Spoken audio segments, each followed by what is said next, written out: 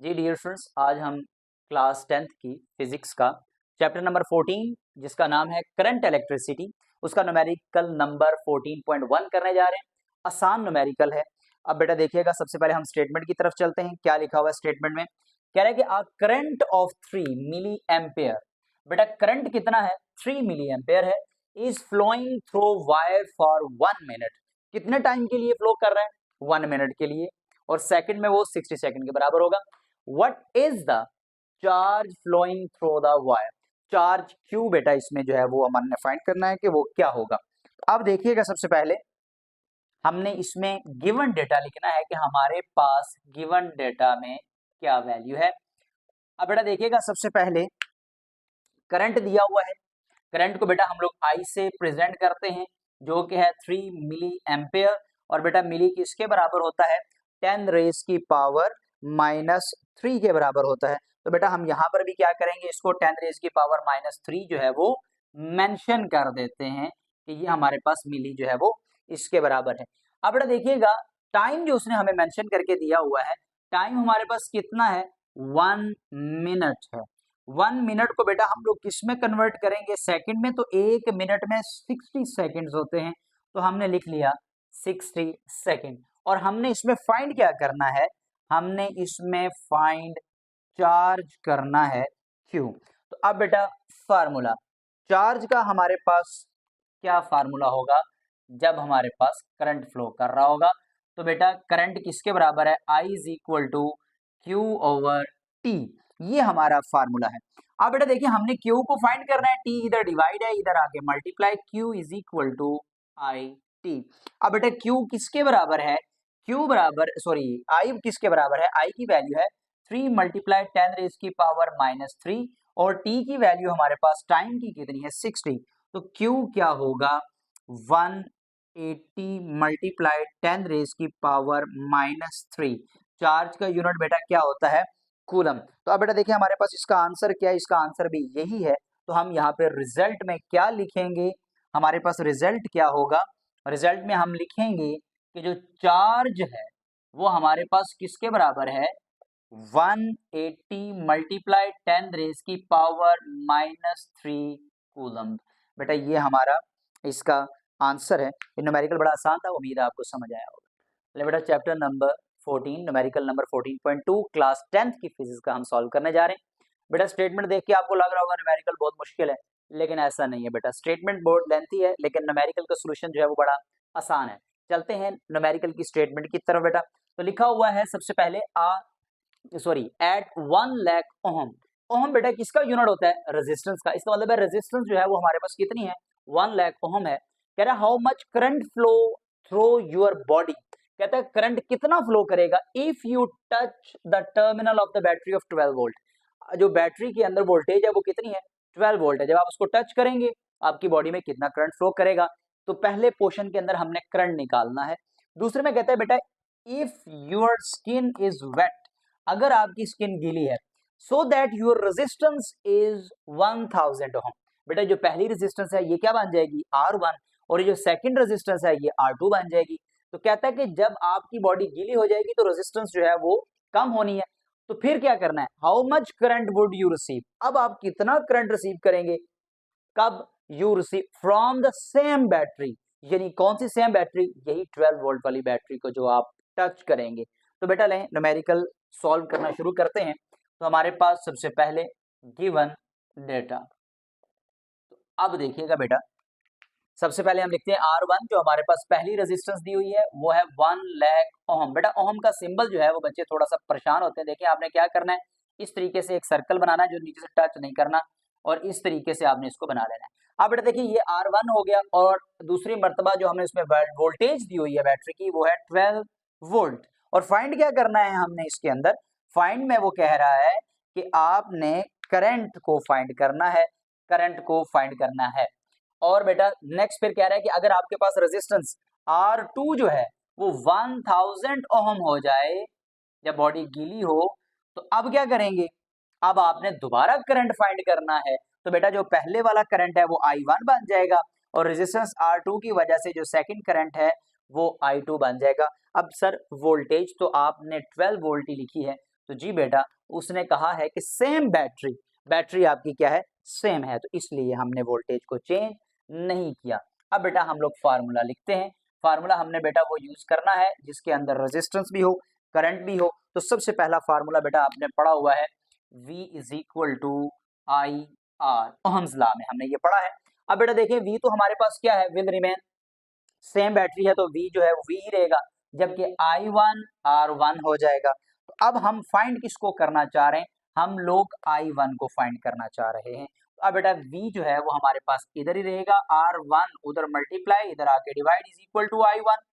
I1 is equal to putting the values करेंगे, V की जगह पे हम लिखेंगे 12, R1 की जगह पे हम लोग लिखेंगे 1 लाख। तो अब बेटा देखिए हम लोग इसको क्या करेंगे, हम इसकी साइंटिफिक नोटेशन बना लेते हैं। तो ये 10 रेज की पावर क्या हो जाएगी, 5। अब बेटा देखिएगा ये 10 रेज की पावर 5 नीचे प्लस में है, जब ये ऊपर आएगी तो 10 रेज की पावर क्या हो जाएगी, -5। करंट का यूनिट क्या होता है, एम्पेयर होता है। अब बेटा देखिएगा हमारे पास यहाँ पर पॉइंट कहीं भी नहीं हो तो सबसे लास्ट पर होता है।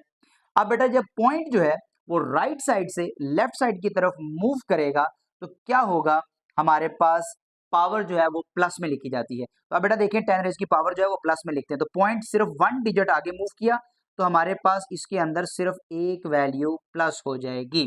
तो अब क्या होगा बेटा, जब एक वैल्यू प्लस करेंगे तो अब देखिए -5 + 1, तो आंसर क्या आया, 1.2 मल्टीप्लाई 10 रेज की पावर 4 एम्पेयर। तो बेटा ये देखिए हमारे पास जो I1 है वो फाइंड हो गया। ठीक है बेटा, तो यहाँ पे I1 लगा देंगे। अब हमने I2 फाइंड करना है, रेजिस्टेंस चेंज होगी तो फार्मूला क्या होगा बेटा, दोबारा से हमारे पास V is equal to I2 R2। तो अब देखिए हमने क्या करना है, यहाँ पे फिर वही काम बेटा, R2 इधर मल्टीप्लाई है, इधर आकर क्या हो जाएगा, divide V over R2 is equal to I2। तो I2 इज इक्वल टू, अब देखिए बेटा V की वैल्यू वही हमारे पास 12 और इसकी वैल्यू हमारे पास कितनी है, 1000। तो 1000 को दोबारा बेटा हम लोग क्या करेंगे, जो है वो साइंटिफिक नोटेशन में बनाएंगे तो 10 रेज की पावर क्या हो जाएगी, हमारे पास 3 हो जाएगी। बेटा आंसर भी देख लेते हैं हमारे पास, ठीक है। अब बेटा देखिएगा I2 जो है, जब ये 10 रेज की पावर नीचे +3 है, ऊपर जाके क्या हो जाएगी, ये 10 रेज की पावर -3। करंट का यूनिट क्या होता है, एम्पेयर। तो अब हम क्या करेंगे, दोबारा से बेटा वही सेम साइंटिफिक नोटेशन, हम पॉइंट सबसे लास्ट पे है, एक डिजिट आगे मूव करेंगे तो 10 रेज की पावर क्या हो जाएगी, +1 हो जाएगी। तो बेटा हमने यहाँ पर क्या कर देना है, फिर इसको 1.2 मल्टीप्लाई 10 रेज की पावर -3 + 1 एम्पेयर। तो I2 जो है वो किसके बराबर हो जाएगा, 10 रेज की पावर -2 एम्पेयर के। तो अब बेटा देखिए हमने दोनों करंट निकाल लिए हैं, जब हमारे पास रेजिस्टेंस 1 लाख ओम थी और जब हमारे पास रेजिस्टेंस कितनी थी, 1000 ओम थी। तो रिजल्ट में बेटा हम लोग क्या लिखेंगे, रिजल्ट में हम लोग लिखेंगे यहाँ पर I1 जो है वो हमारे पास कितनी थी, 1.2 मल्टीप्लाई 10 रेज की पावर -4 एम्पेयर, और I2 बेटा हमारे पास कितनी थी, 1.2 मल्टीप्लाई 10 रेज की पावर -2 एम्पेयर। तो बेटा ये हमारा जो है वो आंसर है। उम्मीद है न्यूमेरिकल आपको समझ आया होगा और बेटा ये आसान भी था। ये बेटा न्यूमेरिकल 14.3 और न्यूमेरिकल की स्टेटमेंट आपके सामने है। चलते हैं बेटा न्यूमेरिकल के सॉल्यूशन की तरफ। लिखा हुआ बेटा the resistance of a conductor, एक कंडक्टर है जिसकी रेजिस्टेंस वायर के अंदर कितनी है, 10 मेगा ओहम है। कहता है if a potential difference of 100 volt, V बेटा हमारे पास कितना है, 100 वोल्ट है, is applied across its end, conductor के एंड्स पे अप्लाई हो रहा है इतना potential difference, then find the value of current. Current की वैल्यू बेटा हमने इसमें क्या करनी है, फाइंड करनी है, और वो भी किसमें फाइंड करनी है, मिली एम्पेयर में। तो इसका मतलब है कि उसने हमें बता दिया है कि आपका जो करंट का यूनिट है वो एम्पेयर होता है, लेकिन आपने आंसर किसमें निकालना है, मिली एम्पेयर में। तो आंसर बेटा मैंने आगे लिख लिया, 0.01 मिली एम्पेयर ये आंसर आएगा। चलते हैं बेटा सोल्यूशन की तरफ। तो लिखा हुआ है गिवन डेटा, सबसे पहले बेटा हम इसमें से निकालेंगे। तो गिवन डेटा में क्या क्या लिखा हुआ है, हमारे पास रेजिस्टेंस जो है, इसमें रेजिस्टेंस कितनी है, 10 मेगा ओम है। तो बेटा देखिए मेगा किसके बराबर होता है, 10 मल्टीप्लाई 10 रेज की पावर 6 के बराबर होता है, 6 ओम। ठीक है बेटा, तो हमने लिख लिया। और -6 किसके बराबर होता है, माइक्रो के। तो ये बेटा आपने डिफरेंस याद रखना है। अब बेटा V हमारे पास कितना है, 100 वोल्ट है। अब हमने इसमें फाइंड क्या करना है, करंट को। तो हम यहाँ पे लिख लेते हैं फाइंड के अंदर करंट, जिसको बेटा हमने फाइंड करना है। तो करंट को I से प्रेजेंट करते हैं। फार्मूला क्या है हमारे पास इसका, तो हम यहाँ पे सॉल्व कर लेते हैं। फार्मूला है बेटा हमारे पास V is equal to I R. अब हमने फाइंड I को करना है, तो R इधर जो है वो क्या हो रहा है मल्टीप्लाई, इधर आके डिवाइड, V ओवर R जो है वो किसके बराबर है I। तो बेटा यहाँ पे वैल्यू पुट करेंगे, V की वैल्यू हमारे पास कितनी है 100, और बेटा R की वैल्यू कितनी है 10 मल्टीप्लाई 10 रेज की पावर 6। तो बेटा अब इसको अगर कट करें तो ऊपर क्या आ जाएगा हमारे पास 10 आ जाएगा, और नीचे हमारे पास क्या रह जाएगा 10 रेज की पावर 3। बेटा इसको ब्रेक करने लगा हूं, मल्टीप्लाई 10 रेज की पावर 3। ब्रेक क्यों किया है, क्योंकि बेटा मैंने आंसर मिली एम्पियर में लाना है, इसलिए मुझे इस 10 रेज की पावर 6 को क्या करना पड़ेगा, ब्रेक करके लिखना पड़ेगा। अब क्योंकि देखे ना बेटा बेस हमारे पास 10 10 सेम है, तो 3 प्लस 3 करेंगे तो आंसर 6 आ जाएगा, इसलिए मैंने इसको क्या कर दिया ब्रेक करके लिख दिया है। अब देखिए बेटा मिली एम्पियर में कन्वर्ट करना आसान हो जाएगा। I is equal to 10 divide by 10 raise की पावर 3। बेटा ये 10 रेज की पावर 3 इधर ही है, ये 10 रेज की पावर जो 3 है ये मैं ऊपर ले आया हूं, तो बेटा ये क्या हो जाएगा 10 रेज की पावर -3। तो अब हम क्या करेंगे 10, अब ये बेटा जो 10 रेज की पावर 3 है, क्या मैं इसको इस तरीके से लिख सकता हूं, जी बेटा लिख सकते हैं हम इसे 10 रेज की पावर -3। तो I इज इक्वल टू, इसको हम डिवाइड करेंगे बेटा आपस में, तो देखिएगा आंसर क्या आ रहा है। तो 10 को डिवाइड करेंगे हम लोग 1000 पे, तो 10 डिवाइड बाय 1000, तो आंसर इज 0.01, 0.01। अब बेटा ये जो है ये हमारे पास किस में कन्वर्ट हो जाएगा मिली, और करंट का यूनिट क्या होता है एम्पेयर, तो ये बेटा हमारे पास 0.01 मिली एम्पेयर। तो ये तो बेटा बड़े आसान से हमने ये न्यूमेरिकल कर ली है, और रिजल्ट क्या है हमारे पास करंट का 0.01 मिली एम्पेयर। बेटा जैसे कि हमने पीछे न्यूमेरिकल किए हैं, अगर आपने साथ साथ प्रैक्टिस की होगी तो आपको ये न्यूमेरिकल बड़ा ही आसान लगा होगा, और फार्मूला बिल्कुल हमने पहले वाले न्यूमेरिकल के अंदर भी यही फार्मूला यूज किया था, इसमें भी हमने यही फार्मूला यूज किया। अगर उम्मीद है बेटा आपको ये लेक्चर जो है वो समझ आया होगा। अगर बेटा मेरे चैनल के ऊपर न्यू है तो मेरे चैनल को सब्सक्राइब जरूर करें, और बेल आइकन को जरूर प्रेस करें, ताकि आने वाले न्यूमेरिकल की वीडियोस आपको नोटिफिकेशन की सूरत में मिल सकें। और बेटा अगर वीडियो पसंद आई हो अपने दोस्तों को भी जरूर शेयर करें, ताकि वो इस लेक्चर को भी देख सकें। तब तक के लिए हैव अ गुड डे।